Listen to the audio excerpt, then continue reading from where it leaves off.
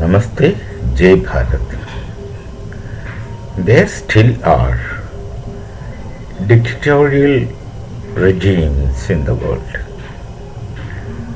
A dictatorship had assumed different faces, different actors, and different methods as well. But in dictatorship, whatever may be, what may be the situation of general people living? Can or is it possible that there can be a society which would live happily in capital letters under any form of dictatorship? I don't think it's a possibility at all, given all kinds of contexts.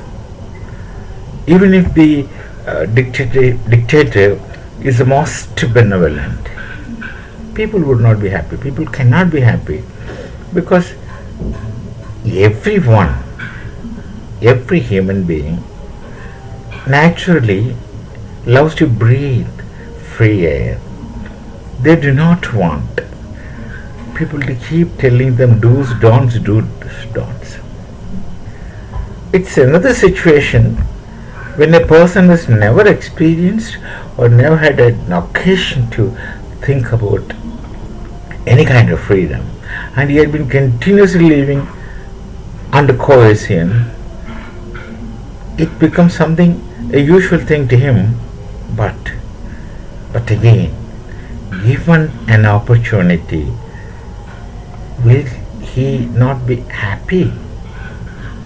Such people will be immensely happy. There were instances. Look at the World War prisoners.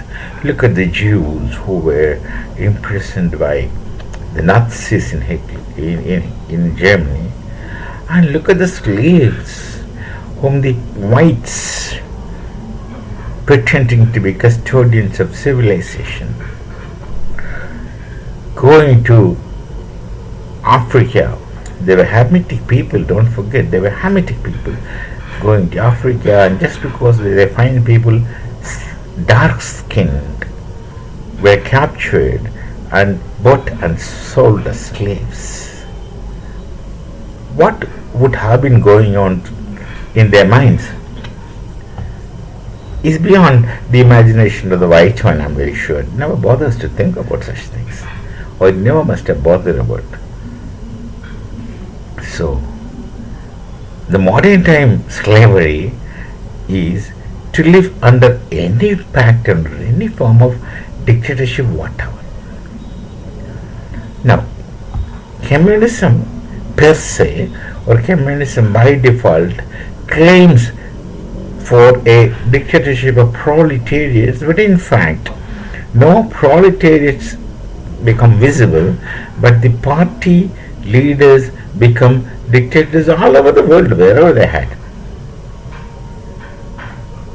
Which is a bad dictatorship again, if there can be a distinction between good dictatorship and bad dictatorship, which is a very funny situation. If that's very most bad dictatorship, because if there's a king who is a dictator through heredity, for him the authorities and powers are nothing new. So there is always a possibility that he might not misuse them. He might have some concerns for the welfare of the people. Especially we find so many kings in Bharat. So many kings in Bharat who were really not different from the people, who stood by the people. Benevolent kings we used to have, because the kings of Bharat were fundamentally educated through a system of the Hindu knowledge tradition, and that doesn't allow you to make a distinction between one man to another man. Now you will speak of caste, but caste is a different thing.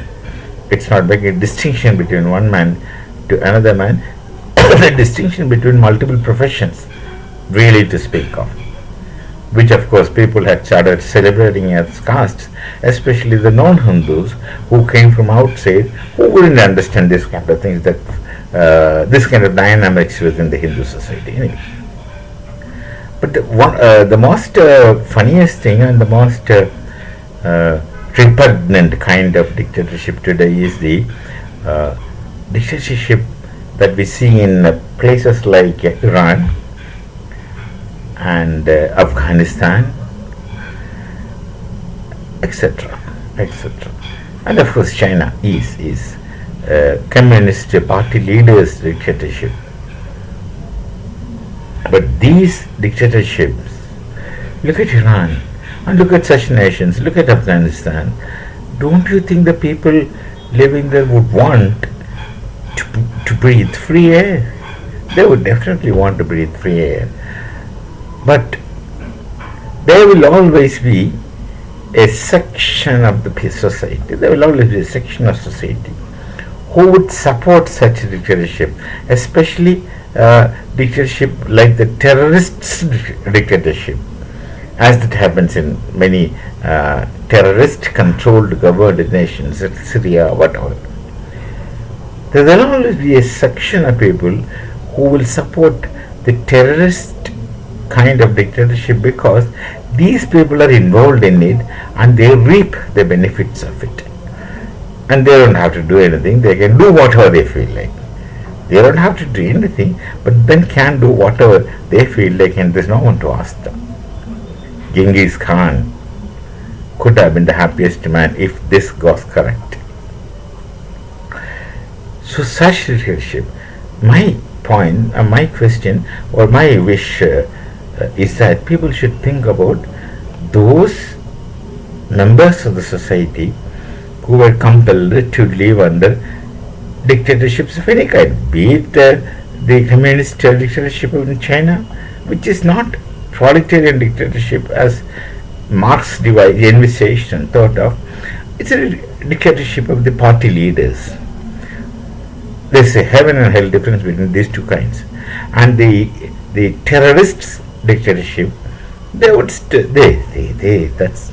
will be more serious because these people have hardly any knowledge and they have the powerful, most mighty weapon in their hands. They use religion to subjugate, and people become afraid to even breathe. So they live in, like Sartre would say, fear and trembling kind of situation. The fear and trembling kind of situation. They continue to live, and not for some time, but for indefinite period of time. Indefinite periods of time. Most of these dictatorships are not very lettered people. They hardly know things. But how efficient they are as administrators, we do not know. It could change, differ from case to case. But certainly, they are not that kind of welfare oriented. They impose their thoughts on people by force. And they will depend on many texts which are available to them and which is very convenient to them. Punishments, stone a person to death. These kind of things are normal with them. Behead is something not unusual with them. Of course, killing under any situation is not recommended. Under any situation, killing is not recommended. But there may be instances, we don't know, cases where a kind of killing has to be done. I don't know. But I cannot support any kind of killing in whichever situations. There should be some other alternatives. And I'm unable to predict or say what alternative one should take. But just by virtue of someone is getting killed, it's not very happy thought. So these kind of dictatorships happening. This is today, of course, I speak about this in the light of Iran. Iran is a great civilization once upon a time. The Farsi language, Persian people in English, Farsi is what they call, if I'm not wrong, the great civilization people. In fact, they were the most civilized people in that area, and they were ruled by the Hindu kings once upon a time. Darius I, Darius II, etc. And you see, when the Romans invaded Greece, the Greek philosophers ran to the place of Darius, Iran. They used to have connections. They knew one another. So the Greek intellectuals, if that's a modern funny name, but modern name, the Greek thinkers, they found safe their existence safe in Iran when Darius was ruling, and Afghanistan was very modern society once upon a time.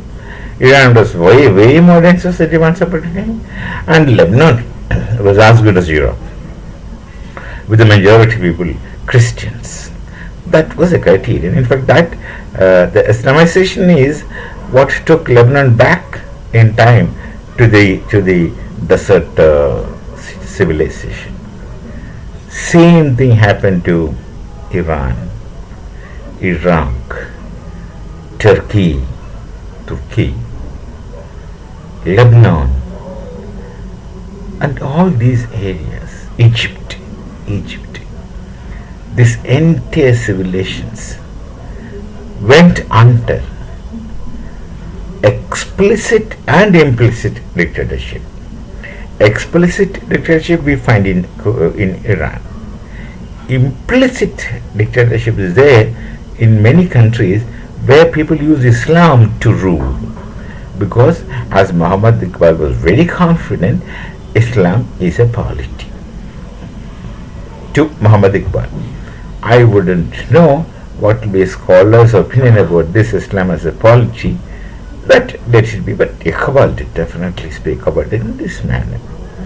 So there are dictatorships in the world which subjugates people very irrationally and not allowing people to breathe freely. Unfortunately, we have just one life, and in civilized societies, people work hard to live a life of their choice, and there are crazy societies who claim to be civilized, but they don't conform themselves to human kind of existential laws, not written but norms. They would go into anarchy, do whatever one feels like. That is not freedom. Doing whatever you feel like is not freedom, but being able to conduct without coercion is freedom. Absence of coercion must be called freedom. That doesn't mean that one has unlimited freedom to do whatever as overt action. That is not the case. So there's a place where you strike a balance between anarchy, freedom, and coercion. We should prefer freedom, neither anarchy nor coercion. But these terrorist guided states and terrorists ruled states, there's absolutely no hope of freedom until something miraculous should happen. Perhaps this can happen in Iran should the Israel take countering Iran serious. They are not interested in a regime change of other people like the deep states elsewhere. Israelis are not interested in your internal matters. They would not want your regime to be changed into something of a fanciful democracy of their choice. They are not interested. But if Israelis are really fighting for their existence, if they don't fight, they die. That's a simple thing as that. That is simple as that. So, if the Israel really takes Iran serious, in the engaging in Iran serious, Iranian people can have some hope that they would get into some sort of civilized way of existence, with some kind of civilized government ruling them. They have hope. Similarly, Lebanon is indirectly controlled by Hezbollah, who doesn't care about the Lebanon's rules. Lebanon is hard pressed that they have to eat the Hezbollah suffocation. They had been. And if Israel is able to wipe out these Hezbollah, then Lebanon can breathe a deep sigh. They can also get liberated from coercions of terrorism. So let's hope that the world can turn into a better place sometime in near future. For that hope, let me say Namaste, Jai Bharat and Jai Sri Ram.